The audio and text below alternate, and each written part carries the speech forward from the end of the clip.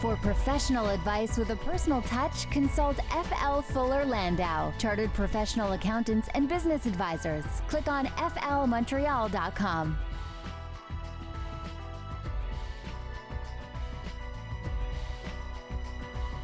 Good evening. Welcome to today's Entrepreneur, presented by FL Montreal, a program about the entrepreneurial spirit that drives Quebec business. My name is Dan Delmar, along with FL's Josh Miller. Good evening, Josh. Hello, Dan. And very much looking forward to tonight's program because I don't think we've ever talked cars on this show before. We have not. I mean, we've talked about, we've done some events and all that, but not necessarily cars. And this one's a pretty interesting specialized car show that takes place in Mirabel every summer, every June. They haven't even announced their June 2018 dates yet, so they're going to announce it on this show a little later. Cool. And this is Eurokracy. It's they call themselves Canada's finest European automotive event, and one of the largest in Canada, if not the largest. And we'll talk to Rick and Jesse from Eurokracy in just a second. Can't wait to talk some cars with them. Also, towards the end of the program, we'll catch up with Natalie Riviere of Pvisio with some social media advice for entrepreneurs.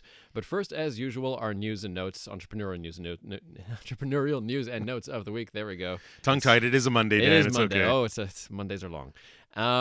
First, I haven't asked you a piece of advice in a while, Josh. As a entrepreneur, we're now starting our 7th year. I am as a business owner, and good luck. Seven's a great number. Lucky it's number not the 7 year 7. itch. It's a lucky 7. I hope it's lucky year 7. And so we've been splitting our time between two markets, essentially Montreal and Toronto, for a while now. What advice would you give to a business that's trying to expand into other markets that we're not necessarily as familiar with? And how do you make a name for yourself and gain trust in markets where people don't know you? Find a partner, find a strategic alliance, find somebody that's on the ground there that knows the market, that knows the players, that can give you any insight into that area. There's a lot of people say, well, it's Montreal, Toronto, it's within Canada. It's not, it's pretty much the same. You should be able to know. But Montreal and Toronto are very different markets. Quebec and Ontario are very different markets. So that's somebody, to have somebody on the ground to ask them the questions, hey, this worked in Montreal, would it work in Toronto? Or this worked in Montreal, should it work in Montreal? And there's many things that could work, but a lot of things that don't. Take English-French translation. You could have a great slogan that works in Toronto, but try and translate it into Quebec, and it just doesn't fly. A lot of times, businesses also go well beyond the borders of the country. So it's not just Montreal, Toronto. It's how do we go from, Canada to China or Canada to Europe? And that too, if you're not going to devote the energy and effort and have the boots on the ground and the intelligence on the ground, then you better find that strategic partner or actual partner or strategic alliance or something that's going to give you that added benefit. Because if you go in blind, you're basically going to throw out your money. Yeah, I get Toronto, and I've been there for a while on and off. It's the West Coast that I find intimidating. It seems like it's just a completely different world there. People do business differently. The vibe is different. The demands are different. It's a different pace. West Coast, East Coast. There's no question that the East Coast is a faster pace and things are on the move and it's a lot more demanding. The West Coast, not that it's not demanding, it's just demanding in different ways. And the hours are spent a little bit differently. And I think you just have to understand the culture and understand the buyers or the consumers to know what direction to take. All right, some entrepreneurial news now. This story is from Inc.com, how 2 women turned their grief into a business to help people in mourning. This is a very interesting story. And thinking about, the Bell Talk Day that's coming up, they really were very much in tune with health and wellness. And definitely, when there's mental health challenges, they really said, you know what? There's not enough forums. There's not enough forums online. There's not enough places for people to reach out, even though there are a lot. I'm not saying there's zero. There's a lot. But these 2 women really took this concept and said, you know what? We really want to make it that much easier for people with mental health challenges to get on board. So they created a whole website, and it's just easy access. You can connect with people. You can share your stories. And then, of course, when you're setting up a website or anything like this, people are always saying, okay, well, how do you make money? Well, of course, first you do it for the corporate social responsibility. There's no doubt, especially with mental health issues. But once you get all the followers and the people in the forum, and you collect your data and big data, then the advertisers might come to you, or then the sponsors will come to you, or you can go find them if you're collecting your data and you have all your stats and analytics. But first and foremost, they created this social responsibility. We see a lot of these coming up, a lot of forums, a lot of really give back from companies, and they created it into a business. And can't tell you how profitable it is or not. The article didn't go into that, but it's something that it's in the society, it's in the community, and they are just making it a lot easier for people to access. The website is called Modern Loss, and the one thing I find interesting is that they have a good content strategy, like many startups. And in this case, they found some influencers to contribute to the website. In this case, CNN's Brian Stelter, who wrote out grief on their blog, and that I'm sure got a lot of clicks. So it's little things like that. Reach out to your famous friends and ask them to write something for your website. Influencers, I mean, influencers play a big role. We spoke about influencers several times on the program in previous, and I'm sure we'll talk about it a little later on with Eurokracy and Natalie. But if you can find that right influencer, then you can absolutely have your likes and your hits and the people that are really getting attracted to your site in an exponential format. Also from Inc.com, 4 tips to close deals faster. Number 1 is go right to the decision maker. I think that's and all 4 are important. But if you're talking to some lackey, if you're talking to some number 2, 3, 4, 5, 10 down the line, where are you really going to get? I mean, they might be nice people. They might be trying to get ahead in their company. But if you're not talking to an ultimate decision maker, or at least one step next to it so you can get to that level pretty quickly, then are you really spinning your wheels? Is the bang for the buck really there? So to the extent you can talk to the actual decision maker, that's what you got to do. Otherwise, your deal is going to take a really long time to close. Don't email info@ whatever the company you're pitching is. No, that's right. Call them and say, who's responsible? Get on don't rely on email. Pick up a phone, walk into a reception if you really have the cojones to do so, and get in front of somebody. Number 2, make sure you understand their motivations. It's all about knowing your audience. It's if you don't know what makes your audience tick or what they're really looking for, how are you going to be able to pitch them? How are you going to know what pain button to push? Because everybody's going to respond to some type of pain. That's what they're looking to find solutions for or to. But if you don't understand the person in front of you, then you could say whatever you want. It's going to sound fantastic, but it's going to be useless to them. Know your audience. Number 3, prepare for objections. Don't underestimate the inquisitiveness and the way that people can challenge. I would say you're pitching something, figure out whatever you think can, holes that can be put in it or other questions. And I'm sure you've been questions. If you've not tried your pitch among some friendly focus group or some friendly recipients, then go do that first so that you can prepare yourself for all different types of questions that can come your way. Number 4 is a pretty interesting one. Create urgency. Urgency. This is interesting. I understand it. Not everybody's good at it because then you're kind of becoming a bit of a pushier salesperson. So if you have that quality in you that you can be a little pushier and say, you know what, this deal is on the table for the next 48 hours or however you want to phrase it, then that could work for you. Not everybody, and if you want to pick on Canadians a little bit, we're a little bit softer in our sell strategies. But if you can create a little bit of sense of urgency saying, you know what, we have to deal with this soon, or your pain point is going to hit faster. If you don't do this soon, you could lose 10, 20, 100, $300,000. But if you deal with this in the next, before the end of the year or what have you, then you can definitely find ways and lessen that pain point much sooner. So you're creating of an urgency can take different methods and different ways to, depending how pushy or not pushy, but there's always ways to word that urgency. Finally, real quick, what did Old Spice do last night that's causing a stir? Old Spice, if nobody's seen this commercial, and this was kind of on the Grammys, this was funny. The Old Spice basically put an ad together for the Grammys, so pretty much an English viewing audience, and they did an ad entirely in French. No subtitles. And this ad, that was, if you understood French, it was hilarious because the premise was that this beautiful woman in France had lost her dog, and her dog was named Old Spice. So she was looking around everywhere and kept, it was a whole French dialogue, but Old Spice was every sixth word, looking for Old Spice, all in French. And it was hilarious. And this went on for a good 20 seconds. Ultimately, this guy is standing on a ledge or on a platform with the dog next to him. And she's like, oh, Old Spice, Old Spice. And went to go hug him. And just said Old Spice, Old Spice. So just the connection of warmth and Old Spice and a guy, it was absolutely, it was absolutely hilarious. And it goes to show you that you can be a little, the question is how quirky can you go before you cross the line or before it's kind of funny. Now, if you don't understand French, is it crossing the line because nobody understands a damn thing? The walls aren't high enough that Trump put up to. But if you get the right audience, it can be absolutely hilarious. I'm all for absurdism in advertising. Entertain people. Entertain people.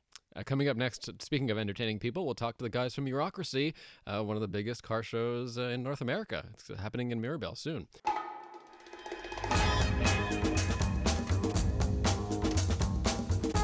For professional advice with a personal touch, consult FL Fuller Landau, Chartered Professional Accountants and Business Advisors. Click on flmontreal.com. 7:20 on CJD. Welcome back to today's Entrepreneur, inspiring stories from outstanding business people. Dan Delmar and FL Montreal's Josh Miller with you this evening, and happy to talk cars finally on the program tonight. Josh, after 9 years. In 9 years, 9 seasons. Have we not talked about a car yet? I don't think we've talked about cars at all in this whole time. There's a first for everything. Rick DeCorpo and Jesse James, you're here from Eurokracy. It is one of the largest car festivals in North America, happening in Mirabel in June. Rick and Jesse, welcome. Hey, welcome. Thank you. What's up, man? So what else can you tell me about Eurokracy? Well, Eurokracy is Canada's finest European automotive event. It's a 2-day show. We attract spectators from all over North America. We've had people fly in from Europe. And it's a festival for those who love everything about European automotive events. Basically, we've got fans of Volkswagen, Audi, Porsche, BMW, Mercedes, etc. So people come to the event. We've got a bunch of competitions that they take part in. There's lapping for those who want to go racing. There's quarter-mile drag racing for those who want to drag race.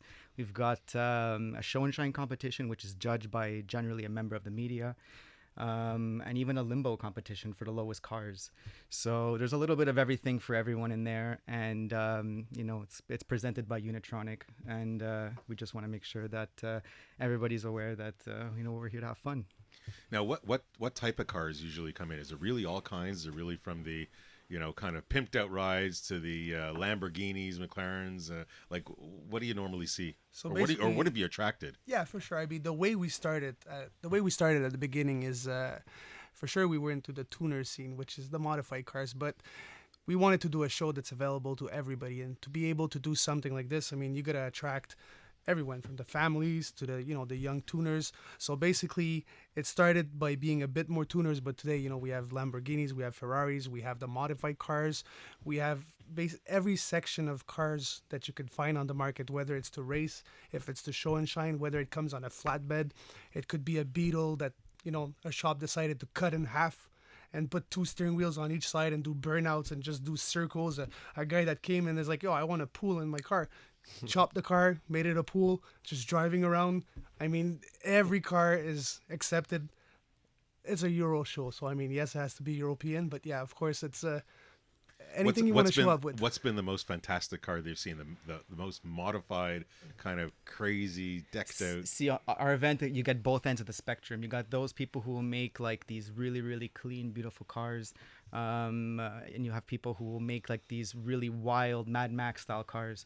So it's on both ends of the spectrum. Like Jesse mentioned, you got people coming in there who are making swimming pool cars, and people who are making burnout cars specifically for our burnout competitions.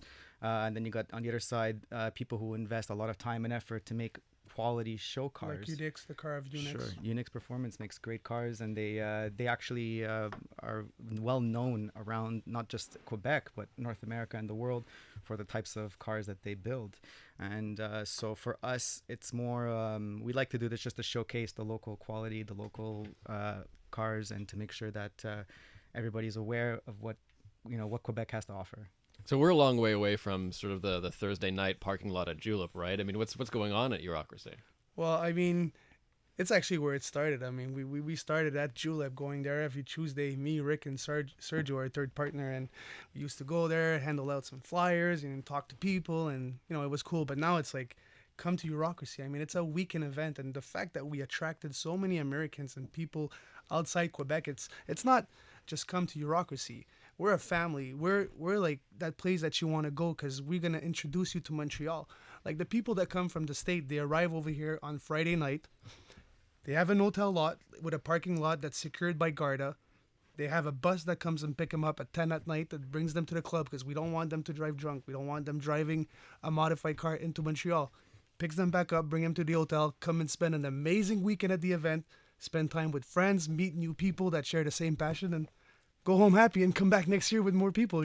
So this is more than just the car show at Mirabel. This is really a whole weekend plan that you guys have created. Now, what was it like in year one? Was it like that, or did it evolve? Yeah, that one is cool. Like year one, that was the concept, but like I just said, the big hotel in the parking lot, it was actually a small ghetto hotel in Blainville, and there was 4 cars with New York license plate, and me, Rick, and Sergio, we ran there like, oh my God, like wow. It was like, for us, it was such a moment of, we attracted people. International. Yeah, we became international that day, and today you're talking about thousands of people and more cars that are outside Quebec and more from the States. But I mean, yeah, it started with that same idea. We brought these people, but we brought them hand to hand into, a local dealer, into the F1 track, into a club at night. And today it became big, and it became like an event of itself to go around town. How many participants were at your first show? I could probably count them on one hand. Honestly. under 1,000. I mean, in the 500s. Yeah, I started small, but like I said, like Which track did you start at? So we started at Saint Eustache. We've been slowly changing from track to track as we've been growing. Now we're at iCar. So something to keep in mind is that even though we started small, we expanded, we kind of snowballed, and we got bigger and bigger as time went on. At what point do you make the decision to change track? Is it just a capacity? We filled up Saint Eustache. Then after we went to Napierville, and it also becomes, you want more space, and we wanted quarter mile. We wanted to do other events, and iCar was the best thing. And to go back to the first event, just so you know, it was pouring rain the day of the event. So we wake up at 5 a.m. and to pouring rain, not just like that little rain, and we go there and it's like, wow, is there gonna be people? And there's a lineup at 6 a.m. So I mean, it's crazy. And yeah, today there's lineups the night before, just so you know. We'll have more with Rick DeCorpo and Jesse James of Eurokracy. By the way, guys, you want to announce, maybe after the news, we'll announce what the dates are for sure, man. this definitely. year. So that's coming up. Eurokracy taking place in the Mirabel area. It's a car show. More with these guys, plus more on social media for business on the way. For professional advice with a personal touch, consult FL Fuller Landau, Chartered Professional Accountants and Business Advisors. Click on flmontreal.com. 7:36. Welcome back to today's Entrepreneur, inspiring stories from outstanding business people. Dan Delmar and FL Montreal's Josh Miller with you. And Josh, later we'll talk a bit about social media with Natalie Riviere from P-Visio. But first, chatting with Rick DeCorpo and Jesse James. That's his real name, right, Jesse? Yeah. Of Eurokracy. It's an annual motorsport festival up in Mirabel. And we're talking about racing and drag racing and burnout. I guess is the rubber screeching thing. I'm a novice at this. But guys, first off the top, you want to make an announcement? When is the festival this year? Yeah, so Eurokracy is going to be held on June 16 and 17 at iCar, and we're ready. We're ready to go. So come one, come all. Tickets are available right now on eurokracy.com. How did you guys get started in this? So it all started, basically we used to actually, we've always been car passionate, and before the whole social media thing, it was people going back to forums. So we were all members of a forum called Montreal Racing, which was the community of Montreal. So we ended up going to shows in the States that they have the biggest shows for Volkswagen down there. They're known, and it was Waterfest and H2O. So we got there, and I was sitting on the balcony looking at modified cars drive by, and Rick just looks at me and like, man, we don't have nothing like that in Montreal. So I'm like, that's it. Monday morning, you come over. We're gonna talk. And that Monday morning, when he came over, we brought Sergio in, which is our partner, and we said, let's start something like this. But let's prove it, because we have quality here. And why do we have to drive down 10 hours to go show them what we have? And especially when you are able to have Quebec people win at these places, it's like, let's show them. So that's why we had a good idea. And on the same day, we launched Air Society, which is today the biggest air suspension website in the world. I mean, we use that as media. We have over 250,000 followers on Instagram. So, I mean, yeah, it just started just like that. And look where it is today. I'm really curious about Air Society, because this is something that I've appreciated about social media for a while. It's something that I've called micro niches, where you have something that's super, super specific and it's not good for like a local market. But when you put it on the internet, wow, you attract people from all over the world, right? So Definitely. air suspension, why is that so fascinating for people? Like Jesse mentioned earlier, we go to a lot of events all across North America, and one thing that we saw that was becoming more and more common was people who were putting air suspensions on their cars. So air suspensions are a way for car owners to lift or lower their cars at will. And it's a way for them to control the ride height of their vehicles. So when this trend started popping off on the internet, we said we got to be ahead of the game, and we got to take control of it before someone else does. So we started Air Society as a way to advertise this type of new trend in the industry.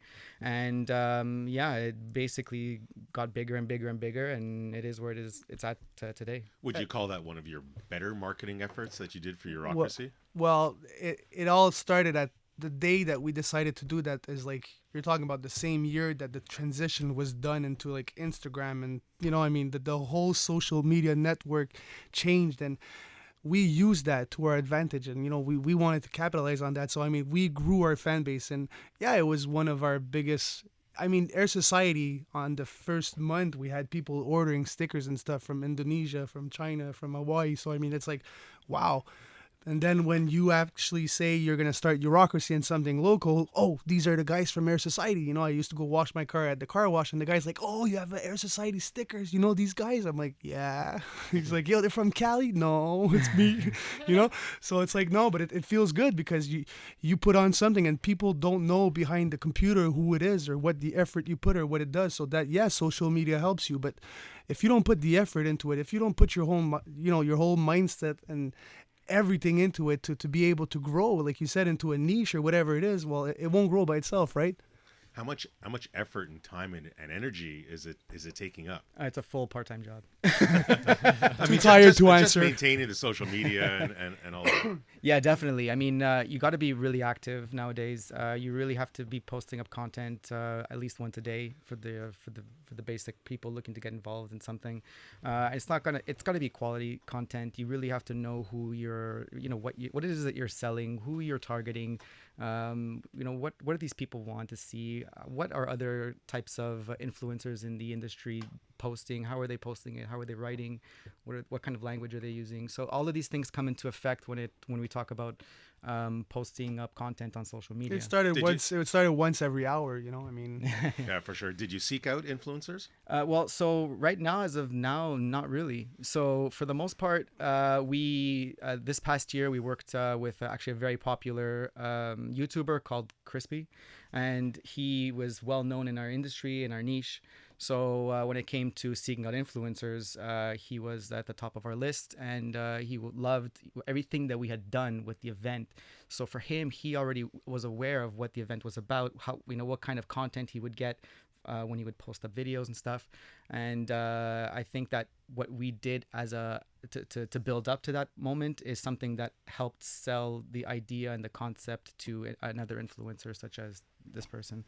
Now, just switch gears a little bit. It's a fun event. You're out there to have a good time, but there's no question it can be dangerous. So safety has got to be, when you guys are setting out to create this event and to make sure that it is, as you said before, Jesse, family friendly.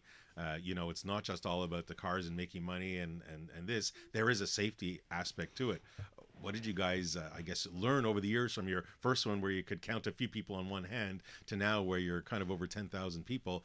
That's got to change over time as well. 100%. And the main fact that when we decided to do an event, sorry, when we decided to do an event, it wasn't to do it in a parking lot. It wasn't to do something. We wanted to do an event, bring it into a safe place. Already when you go to a track, these people have a track. They're set up for a track. They have insurance. I mean, they have we have ambulances and all that stuff. You have your own insurance too. Yeah, I we have guess. our own insurance. We have ambulances, and I mean, you're on a place that's already secured because that's what they do. And then after, it's up to us to ensure the safety of the people, and that's what we do by offering that show that there's families and everything. The crowd is a bit different. I mean, there's people. It's where you go get these people and how you promote your event. I mean, we're not the show that's going to promote, the burnouts in the street. No, it's actually, you know what, you want to do a burnout, you come to an event and it's into a safe place that's secure with security outside. And, so no, I have no doubt that our event is safe, knock on wood. I mean, nothing bad has ever happened, but we make sure that it's like that, and we're always going to make sure that it's like that. And don't come there expecting to do something stupid, because you're going to go back home. You're gonna get kicked out. 100%. And we're going to be the ones that's going to go there and that's going to talk to the person face to face before explaining them that what you just did doesn't make sense, because there's families around, there's other people. I mean, and if you don't understand, well, just go home. At the beginning of the program, Dan asked the question, if you're going to go to another market, what are you going to learn? Whatever. You guys, you saw this stuff in the States, Waterfest. You were saying you created your own event in Montreal. What's potentially next? Do you see a void in different places around the world for this type of event? Yeah, definitely. I mean, we've started outreach in Dubai, of all places. So we have Eurokracy Dubai. Well, there's now. a few bucks there too. Well, there's lots a lot of sand. So we need to make sure that we reach out to areas of the world where they have not just people who are interested in cars, but people who are able to appreciate the same kind of things that we appreciate. So, for example, we have another event we host in the United States called Afterfest. So we're expanding. We're looking to get into different markets that actually mean something to us and mean something to our spectators. Great. So this event this year, June 16, 17 at iCar. Awesome. And honestly, you don't want to miss it, because every year people know we always bring new stuff. There was always something crazier. There's always something bigger. We're there.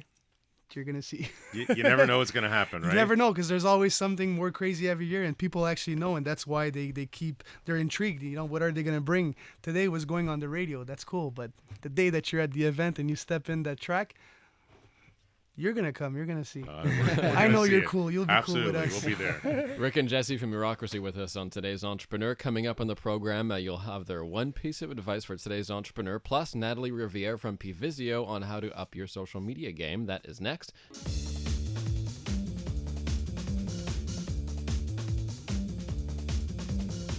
For professional advice with a personal touch, consult FL Fuller Landau, Chartered Professional Accountants and Business Advisors. Click on flmontreal.com. Welcome back. Inspiring stories from outstanding business people. Dan Delmar and FL Montreal's Josh Miller with you for today's Entrepreneur. And we're chatting with Rick DeCorpo and Jesse James of Eurokracy. Their one piece of advice for today's Entrepreneur is coming up. But first, we welcome back Natalie Riviere from Pvisio to talk about social media marketing. Welcome back, Natalie. Thank you so much. And Josh, we were talking about this, what I referred to as a micro niche earlier, which is really great for social media. You can't sort of necessarily have a retail store here in small Montreal that specializes in just air suspension. But if you put that concept on the internet, you can really find a big community of people around the world. Not only that, but you could create different brands and hit different groups, but still all related. So kind of turn to Natalie and you heard a little bit before. There's Eurokracy has their social media brand, and then they also have Air Society. What's your take on it? How do you view that?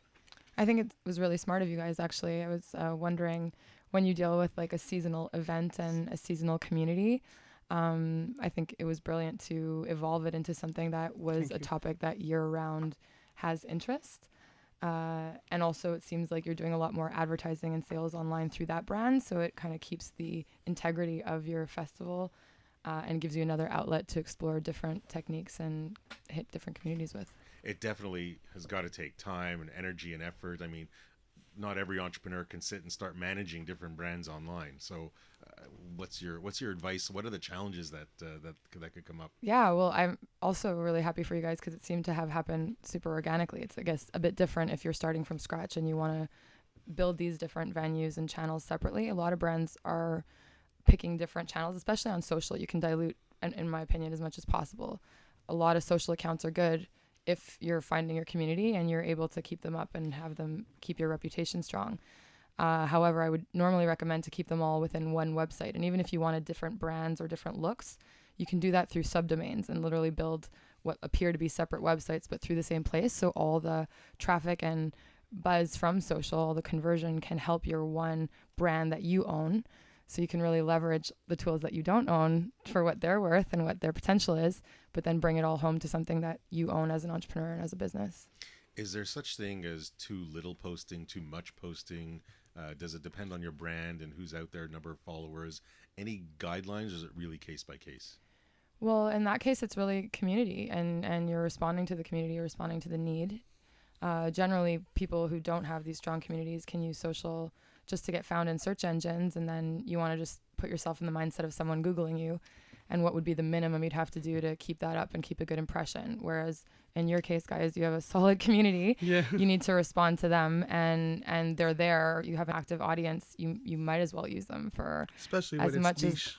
yeah. Did the it, guys? beginning. Did it take you long? Air Society that has about 250,000 followers. Did it take you long to build that up? Yeah, of course. I mean, it took time, especially like when we were saying before, you take something niche and then after you have the beginning of social media. So now you have not also to push the content to show people that niche thing that you have, but you also have people that are not even on Instagram now.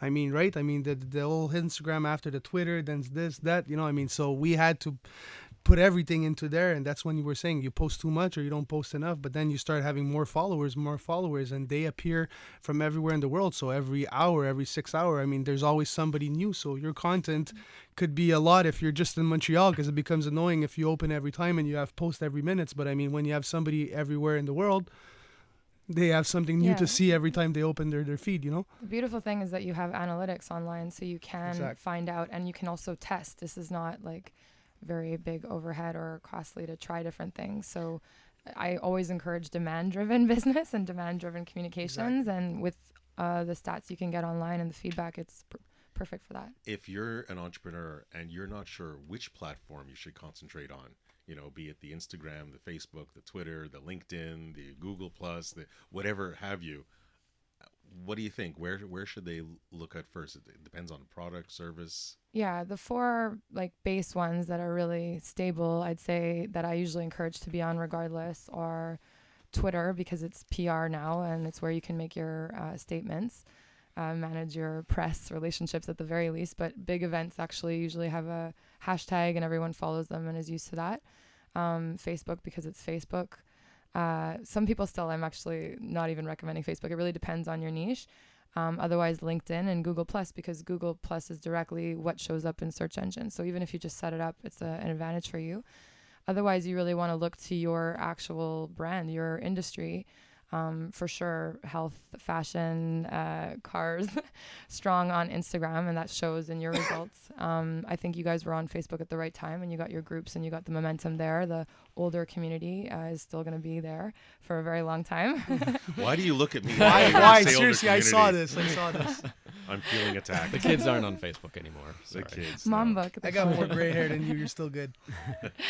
Honestly, I think it comes down to what your brand is, what your company is, who you're targeting. If you're a B2B or B2C company, you're gonna know what to target and what not to target.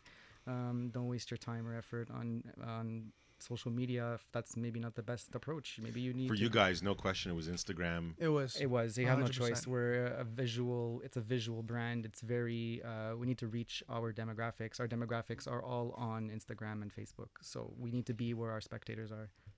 There's no question we can talk about social media forever. Yeah. But thanks a lot. But as we approach the last moment of our show, as we do each week, we'll turn to both Rick and Jesse and ask you guys, what would be your one piece of advice for today's entrepreneur? I gotta say, don't neglect your family. All of this turns into a full part-time job, and without your family and friends helping you and supporting you, you're probably gonna go nowhere. And I think that the bigger we've gotten, the more dependent we've been on our family. So just make sure that you don't forget, everybody that So worked with beautiful. you and helped you get to where you are. It almost sounds like one of your family members told you to say that. My wife Leah, she told me if I don't mention her name on the air, There you go. I'm not going home tonight. Yeah, that's it. And you, Jesse, what would your one piece of advice for Honestly, today's like, entrepreneur? you know, I paired up with friends before anything, and we asked all our family. It comes down to this: we're a big family. I mean, it does sound maybe weird to some people because you're gonna talk about success, about money, and the baseline is find something niche, find something that you don't see every corner, and then own it. And people expect that everything's gonna fall off tree. No, you gotta put effort into it. You gotta work hard to get something. And yes, if at that moment something comes up like us, true, Instagram was there, but it was there for thousands of people and millions that didn't do nothing with it. But I mean, put a lot of effort into it. And like Rick said, I mean, we get older, we have families, we have kids, we have stuff. I mean, you gotta stay tight with everybody, and you gotta work together and try. You have partners. We are 3. When there's 2 of my friends against me when I have an idea, trust me, I'm not very happy. But I'm like, you know what?